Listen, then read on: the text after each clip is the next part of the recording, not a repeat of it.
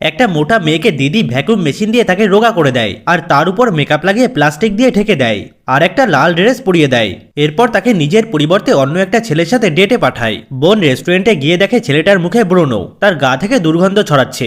পাশের ঝোপে লুকিয়ে দিদি মেয়েটিকে ইশারা করছিল যাতে সে ছেলেটার টাকা হাতিয়ে নেয়। এক ঝাঁক মাছি ছেলেটার গায়ের সামনে উঠতে থাকে। ছেলেটা পকেট থেকে টাকার বান্ডিল বের করে মাছি তাড়ায়, এরপর টাকাগুলোকে ঝোপের দিকে ফেলে দেয়। দিদি লোভে পড়ে টাকাগুলো কুড়িয়ে নেয়। ছেলেটা মেয়েটাকে হীরের আংটি উপহার দেয়। দিদি ঝোপ থেকে মেসেজ করে সেটি নিতে বলে। কড়া রোদে মেয়েটি ঘামতে শুরু করে। ছেলেটি একটি হিরে বসানো পাখা দিয়ে তাকে হাওয়া দেয়। দিদি লোভে তো পাগল হয়ে যায়। হঠাৎ ছেলেটা কিস করতে আসলে মেয়েটি পিছনে সরতে গেলে পড়ে যায় আর তার শরীরের প্লাস্টিক ফেটে আগের মতো মোটা হয়ে যায়। বোন তখন অনুশোচনায় উপহারগুলো ফেরত দিতে গেলে দিদি ঝোপ থেকে বেরিয়ে আসে, কিন্তু দিদি হোঁচট খেয়ে ডাস্টবিনে পড়ে যায় আর উপহারগুলো ময়লার স্তূপে হারিয়ে যায়। এরপর ছেলেটি তার মুখের ব্রণ আর ব্রেস সরিয়ে দেখায় সে আসলে অনেক সুদর্শন আর একটা হ্যান্ডসাম ছেলে। ছেলেটি তখন মোটা মেয়েটিকে